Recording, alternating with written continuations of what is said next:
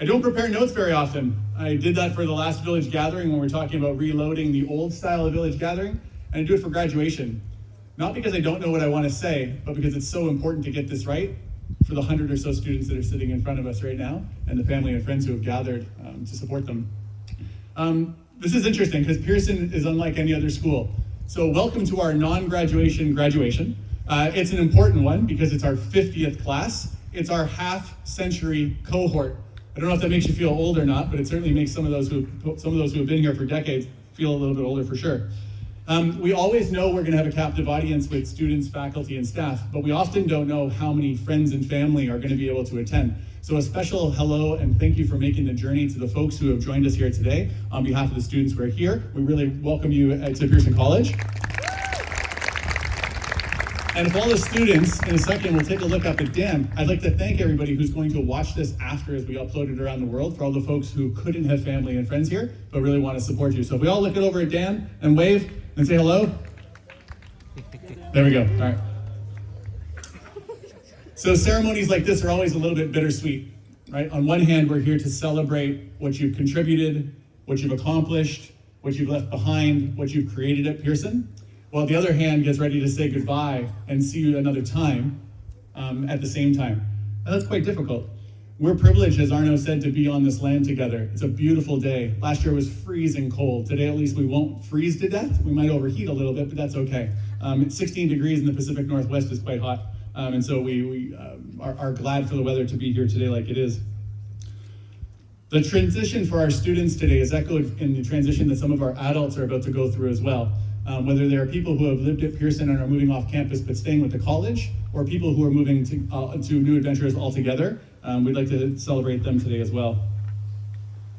This week and the next few days are so full of big emotions, so as much as you can, those crazy skills that you've gained on Tuesday ice baths by trying to focus without passing out in the water, or on Mindfulness Mondays, draw on those to be present and try to soak in the sort of events of today before we get to say goodbye in not too long from now. We spent a lot of time talking this year about how to be your best self in the present, but today I'd like to talk to future you, because you're soon to become alumni in less than 48 hours, and alumni is what you're going to be for the rest of your life for Pearson College. A service announcement: I am still your legal guardian for the next 48 hours, so please act responsibly. Right. Don't laugh too loud, that makes me nervous. Okay. Okay, so two things I want to touch on today. The first is the importance of remembering the personal relationships that you've made while you're here, to see beyond global events and down to the individual level. I'll talk a little bit about that. The other one is this, that I want you to think as you exit here, what UWC Enough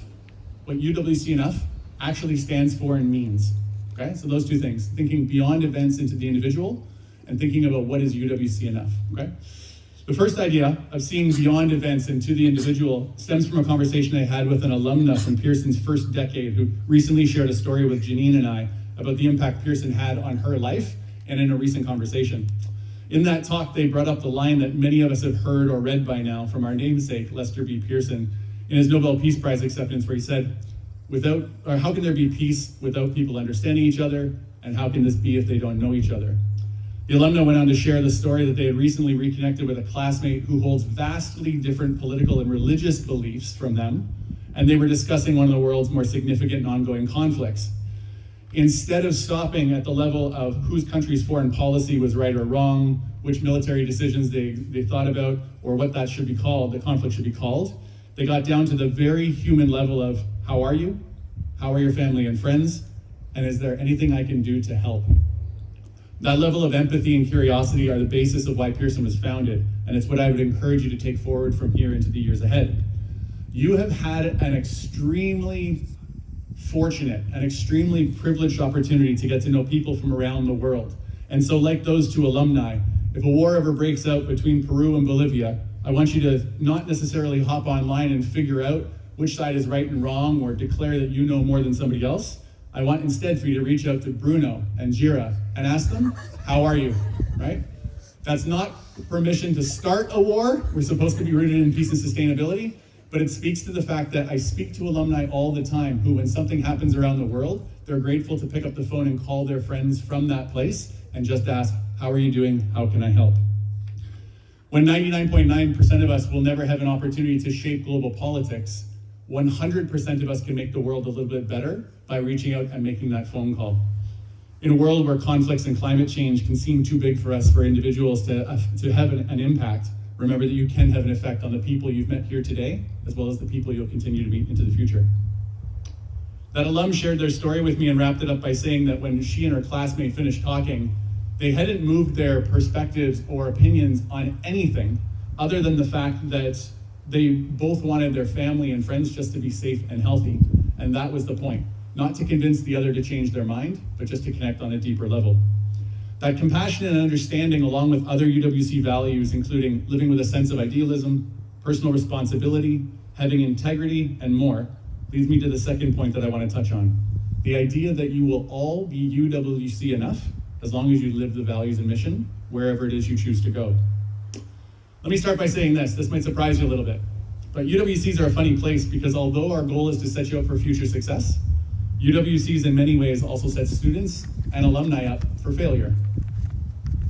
Got that? Might not expect me to talk about failure at a graduation. It feels antithetical to why we're here, but let me explain. I want to explain this to you now so I don't see you at a reunion in 10 years and have to deal with the therapy that's been associated with a lost decade, so let me fill you in here. When you join a UWC, you take on the mission to make the world more peaceful and sustainable. And it's easy to feel like a failure or not UWC enough when those goals are worthy of pursuit, but always a little bit out of reach. We're always going to feel like we're not quite there, and that's not always a recipe for feeling like you're succeeding. I've met countless alumni over the last 6 years, both for 4 years in Thailand and 2 years here, and I've often felt the need to reassure them that wherever they are, and now wherever you go, however you live your life, whether you are strapped to the front of a Greenpeace ship, or you're a future Fortune 500 CEO, or you raise a house full of children or cats, you are always UWC enough if you live the values. So what does that look like? Well, when you're revenge bedtime procrastinating before your last IB exam and scrolling through Amazon, or Lord help us, Temu, let the value of respect for the environment shape your decision in answering whether or not you actually need this thing. When you hear someone say something sexist or racist, let the value of mutual respect and personal example push you to stand up for what you believe is right in a way that calls people in instead of calling them out. When your elderly neighbor needs a hand raking leaves or shoveling snow, let compassion and service be there to guide your decisions and make the world a little bit better. None of these actions are things that have anything to do with the degree that you choose to study, the job title you'll hold, the amount of money you'll make, the kind of car you drive, in either direction. While I'll encourage you to be highly selective in what you engage with, because what you engage with, you empower, when you do engage, let those UWC values be your guide. Who you are and the success in being UWC enough will be about how you choose to live your life, how you treat others and the planet, how you look for ways to make the world more sustainable and more peaceful. And those ways of being can be just as alive if you're on Wall Street as if you're working in a shelter for the unhoused. Pearson College and the UWC movement need our values to live everywhere. So wherever you go, know that you're already enough. Now, the unique position of being the head of this school is that when at other schools, I will often give more advice than I receive. At Pearson College, I'm also usually on the receiving end of more advice than I actually give. So thanks for listening to those two pieces of life advice while I help you be better. Before we move on to the rest of the ceremony and I hand back to Arno, I want to thank a bunch of people because there's a number of people that work in this community to make sure that we raise good human beings in this village. Thank you to all of the incredible admin, support, and maintenance staff who make things happen, usually from the background, from creating transcripts and giving us candy, driving the boats, making our food, cleaning our campus, and fixing things when they break. Help me thank the folks in the admin, support, and maintenance staff.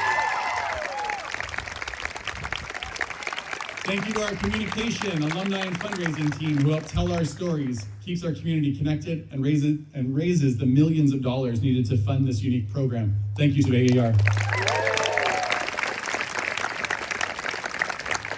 Thank you to our health center, counseling, and well-being team for being there when more or a different kind of support was needed. Thank you.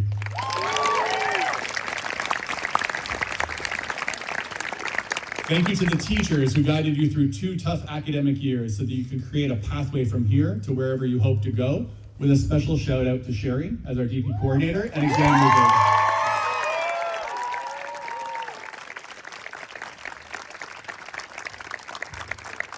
Thank you to Angela, our house parents, advisors, buddies, and residents who were here as your family while you were away from your own. Thank you.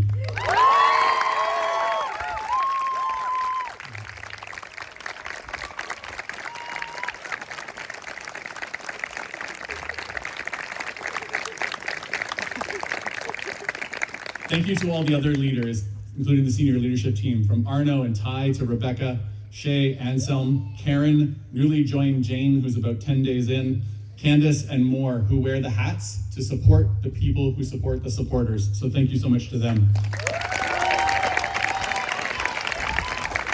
And last but certainly not least, and as Arno echoed at the beginning, thank you, Year 50, for being brave enough to leave your communities to join this one and come together here. You've shaped and have shaped, you have been shaped and shaped Pearson College, and we're both better for it. We wish each and every one of you all the best in the road ahead. Stay in touch, stay connected, and let us know what happens to you in the road ahead. Thank you so much, everybody.